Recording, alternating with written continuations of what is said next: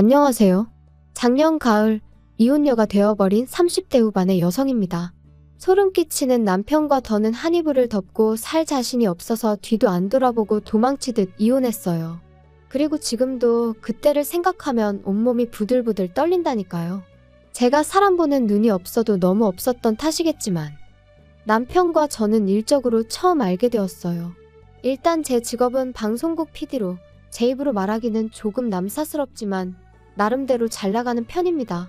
반면 남편은 작은 광고회사에서 일하던 사람으로 유명세 같은 건 전혀 없는 사람이었어요.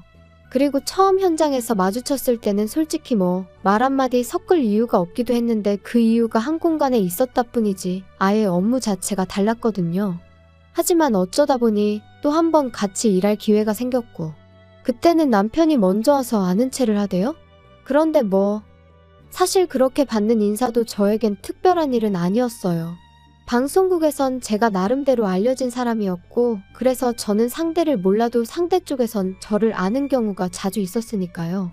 아무튼 나름대로 반갑다고 아는 체를 하는 남편이 스치듯 제 기억 속에서 떠올랐고 그래서 저도 그때 그분이시냐 하곤 가볍게 인사를 나눴습니다. 그리고 그땐 그 인사로 남편과 제가 그토록 가까워질 줄은 상상도 못했죠. 몇 번의 가벼운 대화가 오갔던 어느 날 남편은 자기도 언젠가 저처럼 방송국에서 일하고 싶다며 저더러 자기한테 조언 같은 걸 좀 해줄 수 없겠냐 하더라고요. 하지만 제 입장에선 남편 같은 사람이 처음이 아니었고 솔직히 매번 그런 사람들을 상대해주기도 보통 일은 아니었지요. 그래서 처음엔 최대한 돌려서 거절을 했습니다. 그래도 혹시나 제가 자기를 무시했다거나 그런 쓸데없는 오해는 사고 싶지 않았으니 무척 조심스러웠고요. 그런데 어째서인지 남편은 조금도 포기하는 기색을 보이지 않는 거예요. 그렇다고 저를 귀찮게 한 것은 아니지만 아무튼 그런 남편의 당돌한 모습에 저도 뭐랄까 한마디로 호기심이 생겼죠. 잊고 지내던 제 열정을 남편에게서 발견한 것 같은 기분도 들었고 그래서 결국 2달 만에 사적인 만남을 갖게 되었고요. 시작까지 시간이 좀 걸렸을 뿐 저희의 관계는 급속도로 발전해 나가기 시작했습니다. 남편은 매사 의욕이 넘치는 사람이었고 저는 그런 남편의 적극적인 태도가 나이를 떠나 배울 만한 점이라고 생각했어요. 참고로 남편은 저보다 3살이 어렸지만 연애할 때만 하더라도 나이와 상관없이 참으로 어른스럽다는 생각을 몇 번이나 하게 만들더군요. 그래서 남편이 결혼하자며 프로포즈를 해왔을 때도 제가 믿고 존경할 수 있는 남편이 되어줄 거라 믿었죠. 그래서 큰 고민 없이 하겠다 했고요. 그런데 솔직히 시댁에서 반대를 할 줄은 몰랐습니다. 시부모님께서는 제가 홀어머니와 단둘이 산다는 점 그리고 당신들 아들보다 나이가 많다는 게 마음에 들지 않는다며 대놓고 심지어 저를 문전박대하셨죠. 전 솔직히 홀어머니와 둘이 사는 게 왜 제 흠인 거며 제 나이 또한 문제라고 생각하지 않았어요. 아버지가 돌아가셨으니 홀어머니와 단둘이 사는 건 당연한 거 아닌가요? 그러면 저희 어머니가 재혼이라도 하셨어야 한다는 건지.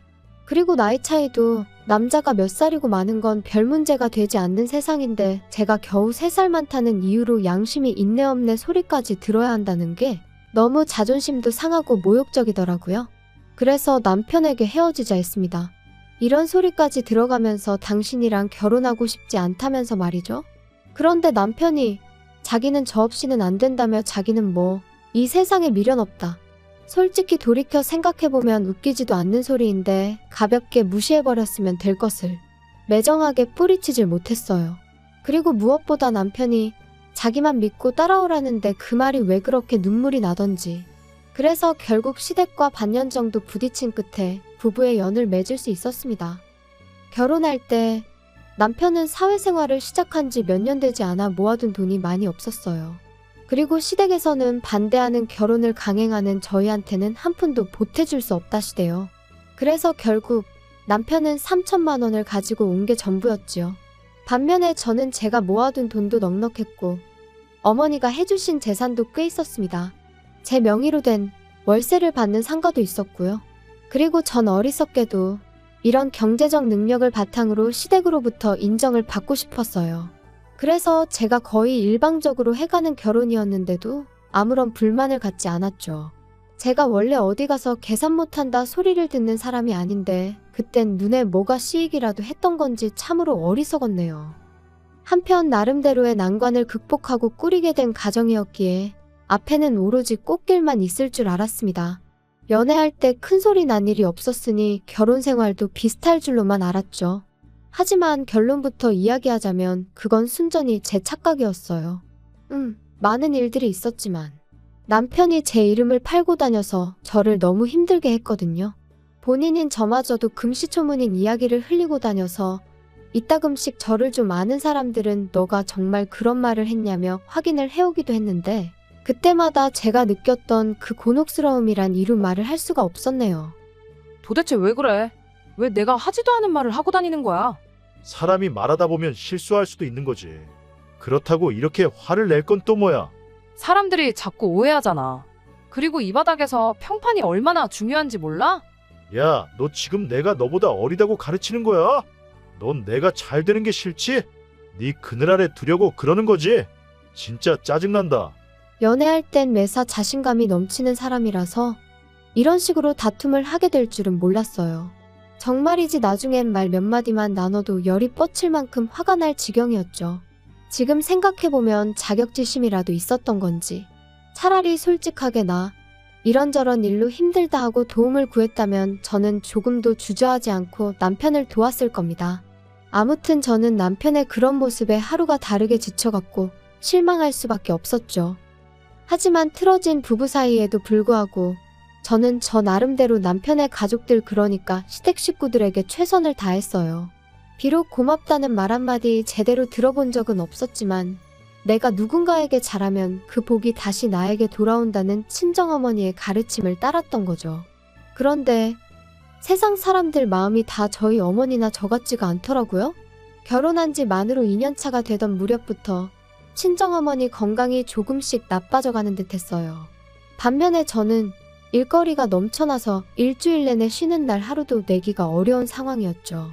그래서 남편에게 두세 차례 친정어머니를 모시고 병원에 가달라고 한 적이 있어요. 저도 남편이 바빴을 때 제가 남편을 대신해 시부모님을 모시고 병원을 다닌 적도 있었고 심지어 아버님이 수술을 하셨을 때는 꼬박 이틀을 곁에서 지샌 적도 있었으니 우리 부부 사이가 좋고 나쁜 걸 떠나 그 정도 부탁은 당연히 할 수 있다고 생각했거든요. 그런데 남편의 반응은 정말 차갑기 그지없었습니다. 지금도 잊혀지지 않아요. 내가 왜? 당신 어머니잖아. 요새 여자들은 효도는 셀프로 하는 거 좋아한다던데. 넌 왜 그래? 무슨 말을 그렇게 해? 내가 그동안 시부모님한테 어떻게 했는데? 내가 그러라고 시켰냐? 너 좋아서 한 걸 가지고 왜 나한테 그래? 그러니까 하기 싫으면 하지 마? 그 말 한마디에 오만 정이 다 떨어졌죠. 그래서 딱 그때부터 저도 시댁에 해드리던 모든 지원을 중단했어요. 그리고 그 안에는 경제적인 지원도 포함되어 있었고요. 부부 사이의 생활비도 그 무렵부터 칼같이 계산하기 시작했네요. 더는 남편에게 10원짜리 하나 쓰기도 아까울 만큼 남편이 미웠으니까요. 그리고 이렇게 무의미한 결혼 생활을 계속 이어가야 하나 차라리 지금이라도 헤어지자고 할까? 그런 생각이 들던 무렵 친정어머니께서 쓰러지셨습니다. 병원 말로는 신경성으로 달리 손 써볼 방법도 마땅치 않고 이런 식이라면 어머니가 1년이나 버티실 수 있을지 모르겠다고 했어요. 말 그대로 사형선고나 다름이 없었죠. 저도 어머니도 몇 날 며칠 서로 말 한마디 쉽게 하지 못하고 눈물만 흘렸습니다.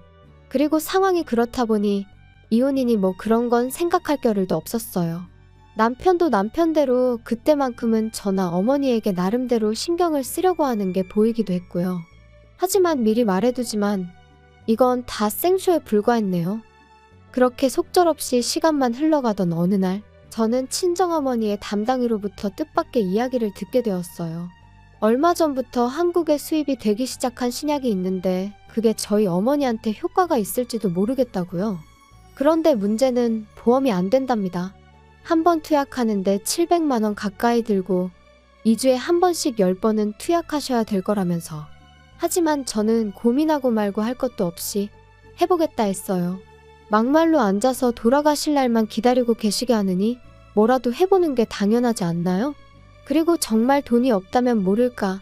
아니 없다고 해도 어떻게든 해드렸을 거예요. 그런데 남편이 이 이야기를 듣더니 아니, 너 생각을 하고 말하는 거야? 한 번에 700씩 10번이면 7천이야. 7천이면 웬만한 중형차는 사고도 남는 큰돈이라고. 지금 너는 우리 엄마랑 중형차를 비교하는 거야? 제정신이니? 아니, 말이 그렇다는 거지. 근데 효과 없으면 환불은 해준대? 진짜 한심해서 말도 안 나오네. 너야말로 머리에 뭐가 들어있는 거야? 내가 지금 뭐 쇼핑하는 거야? 거봐, 환불도 안 해준다는 거잖아. 그거 다 상술이야. 7천이라니 생각할수록 욕 나오네. 너는 가족이 장모님 뿐이야? 내 생각은 안 해? 미래에 태어날 우리 아이한테는 뭐 어쩔 건데. 쓸데없는 소리 하지 마. 당신한테 돈 달라고 안 할 거고 내 능력으로 해드리는 거니까. 그리고 당신하고 알고 지낸 시간보다 내가 엄마 딸로 지낸 시간이 훨씬 길고 의미 있거든? 그러니까 서운한 애 어쩌네 그런 소리도 할 거 없어. 당신이 나한테 그런 말을 할 자격이나 돼? 결국 제 고집대로 신약으로 치료를 받기 시작했지만 솔직히 말해서 초반에는 효과가 없는 것 같았어요. 그리고 그때 저는 말 그대로 무너져 내리는 기분이었습니다. 마지막이자 유일한 희망이라고 생각했으니까요. 그런데 정작 남편은 자기가 뭘 했냐며 의기양양해하는 꼴이라니. 한마디로 정말 재수가 없더라고요. 하지만 편찮으신 어머니께선 당신까지 떠나고 나면 제 옆에는 남편 하나 남는다 생각하셨는지 계속해서 저더러 남편에게 잘해주라 하시고 저희 남편한테도 번번이 당신이 미안하다 하셨는데 다시 그때를 떠올리니 가슴에 돌 하나 걸린 듯 속이 불편하고 답답해지네요. 아무튼 정말 하루하루가 암담했지요. 하지만 죽으라는 법은 없다고 딱 절반쯤 지났을 무렵부터 놀라울 정도로 어머니의 증세가 호전되어 갔어요. 그리고 마지막 투약으로부터 2달이 지난 뒤 저희는 담당이로부터 6개월 뒤에 다시 오라는 말을 듣게 되었습니다. 치료가 성공적으로 끝났지만 추이를 지켜보자는 이야기였죠. 어머니도 저도 벅차오르는 감정을 주체하지 못하고 병원을 나서며 얼마나 울었는지 몰라요. 그리고 이튿날 저는 어머니랑 제주도로 여행을 떠났습니다. 어머니가 병원 생활을 무척이나 답답해 하셨거든요. 그래서 3박 4일 동안 맛있는 것도 먹고 즐거운 시간을 보내고 왔어요. 그리고 그러는 동안 남편은 말이라도 한마디 가령 잘 쉬고 오라던가? 네, 전혀 없었습니다. 저도 뭐 별 기대도 없었지만요. 한편 꿈같은 여행을 끝내고 어머니를 댁으로 모셔다 드리고 집에 왔어요. 원래는 어머니더러 당분간 저희 집에서 같이 지내시자 했지만 어머니가 사위 불편하게 하기 싫으시다며 거절을 하셨거든요. 아무튼 그래서 이제 짐 정리도 하고 어질러진 집도 치우고 그러고 있는데 남편이 거칠게 현관문을 열고 집 안으로 들어오더군요. 그리고 얼마나 술을 마셨는지 자기 몸 하나 제대로 가누지도 못하면서 저더러 한다는 소리가 너랑 니네 엄마 때문에 다 망했다. 다 꼬였어. 꼬였다고. 내 인생 책임져. 갈 사람이 때가 되면 가야지. 진짜 짜증난다. 지금 뭐라고 한 거야? 갈 사람이라니? 너 지금 우리 엄마가 갈 사람이었다는 거야? 그럼 죽을 날 받아놨으면 그냥 적당히 살다가 가야지. 그걸 왜 마음대로 연장을 시키냐고. 모녀가 똑같이 이기적이야. 지들밖에 몰라. 정말이지 온몸에 소름이 쫙 끼치면서 저 인간이 저러다 나한테도 무슨 짓을 할지도 모르겠다는 생각이 들더군요. 그래서 간단한 짐만 챙겨서 술 취한 남편이 잠이 든 틈을 타 도망치듯 집을 나왔습니다. 그리고는 바로 어머니 댁으로 향했어요. 원래는 어머니를 걱정시키긴 싫어서 호텔로 가려고 했는데 그러다 남편이 혼자 계신 어머니한테도 찾아가 패악질을 할지도 모르겠다는 생각에 그럴 수도 없었거든요. 어머니는 어머니대로 방금 헤어진 딸이 얼굴이 사색이 되어서는 돌아왔으니 몹시 놀라신 눈치셨습니다. 그리고 그런 어머니께 저는 그간의 제 결혼 생활부터 시작해서 아무래도 이혼을 해야 할 것 같다더는 같이 못 살겠다는 이야기까지 전부 털어놓았죠. 자꾸만 당신 탓을 하시는 어머니 때문에 가슴이 더 답답해졌던 것도 사실이지만 그래도 결국 제 편은 어머니 한 사람뿐이더라고요. 이튿날부터 저는 변호사를 만나고 이혼을 준비해 나가기 시작했습니다. 그리고 저는 그 과정에서 황당한 몇 가지 사실을 알게 되었어요. 일단 결혼 당시 남편이 모아둔 돈이 없다고 했지만 실은 남편 명의로 작은 오피스텔이 하나 있었다는 거. 그리고 그 오피스텔을 월세로 주면서 거기서 나오는 모든 돈을 시부모님께 드리고 있었다는 걸요. 그리고 또 한 가지.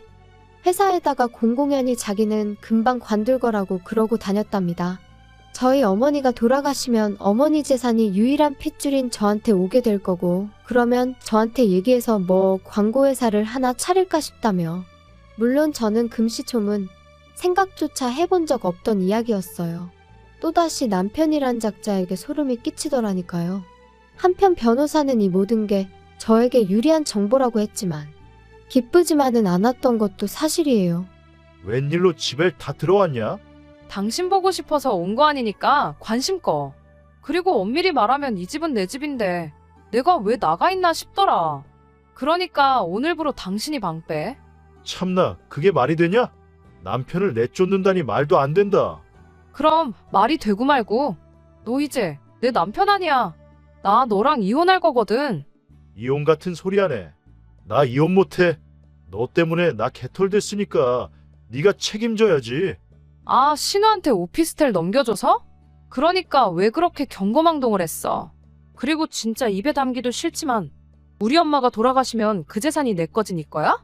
정말이지 더는 한마디도 너랑 말 섞기 싫으니까 당장 나가. 안 그러면 내일은 사람 불러서 끌어낼 거니까. 이혼이 뭐 그렇게 쉬운 일인 줄 아냐? 내가 나간다 나가? 나야말로 너한테 질릴 대로 질렸어. 여자가 돼서는 독해 빠져가지고. 아무리 그래도 무능한 너보단 내가 낫지. 남편은 저에게 온갖 쌍욕을 퍼부으며 집을 나갔어요. 남편이 완전히 제 시야에서 사라지고 나서야 비로소 참았던 숨이 터지듯 나오더라고요.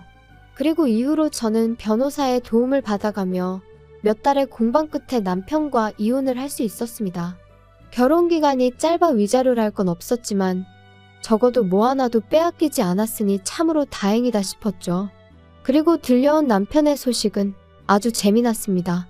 일단 남편은 저희 어머니가 처음에 앞으로 1년 정도 사신다 소리가 나왔을 무렵 시집 간다는 신우한테 기분이랍시고 자기 오피스텔을 줘버렸던 거였죠.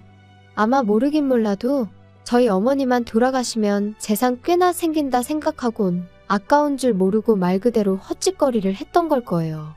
그런데 이제 저랑 이혼을 하게 되면서 신우한테 그걸 돌려달라고 했나 본데 그 핏줄이 어디 가나요? 신우가 뭔 소리냐며 내가 그걸 왜 돌려주냐고. 그래서 아주 집안이 난리가 났던 모양입니다. 그리고 제가 이 일을 이토록 상세히 알게 된 건 시부모님이 저 때문에 남매가 아주 등을 찌고 살게 되었다며 책임을 지라고 저한테 따지러 오셨거든요. 그래서 제가 두 분 능력으로 하나 더 사주시라고. 아, 돈이 없어서 그렇게 못해주시냐고 쏘아붙였네요. 그 와중에 싸가지니 뭐니 그런 것까진 생각도 안 했고요. 그리고 한 가지 더 가뜩이나 제가 이혼하게 된 전후 사정을 아는 친구가 남편 회사의 대표와 지인이기도 했고, 친구는 저하고 상의를 한 것은 아니었지만 제 남편이 너무너무 꼴보기가 싫더랍니다. 그래서 그 대표에게 저희 남편이 사업이니 뭐니 헛물을 키고 다닌다며 이러다 이 회사 기밀도 빼가는 건 아니냐고 바람을 좀 넣었던 모양이에요. 그리고 그러자 대표도 그렇지 않아도 그 직원 때문에 다른 직원들 불만이 이만저만이 아니었다면서 결국 해고시켰답니다. 팀워크도 부족하고 불성실하고 뭐 아주 틀린 말도 아니었으니 남편도 제대로 한마디 반박도 못해보고 쫓겨나듯 나왔나 봐요. 저더러 네가 꾸민 짓이냐 그러고는 연락이 왔었는데 그때만 해도 저는 아무것도 몰랐던 때라서 이 인간이 뭔 소리를 하는 건가 싶었는데 비하인드 스토리를 알고 나니 정말 웃겨서 한참을 웃었다니까요. 아무리 돈 앞에 장사 없다지만 그래도 한때는 정말 저 하나만 있으면 된다고 눈물 콧물까지 짜대던 인간이었는데 이런 걸 보면 사랑이란 게 참으로 간사한가 싶기도 하고 그저 제가 옥석을 가려내지 못해서 이런 일을 겪은 건지 정말 사랑이란 건 믿기 어려운 것인지 여러 가지로 생각을 하게 되네요. 부디 여러분은 저와 같은 실수는 하지 않으셨으면 좋겠습니다. 평생을 의지하고 소중히 아껴줄 상대를 만난다는 거 저 한 번만 더 기대하고 기다려봐도 될까요? 따뜻해지는 이 계절처럼 제 마음에도 훈풍이 불어오길 기다려봅니다. 들어주셔서 감사해요.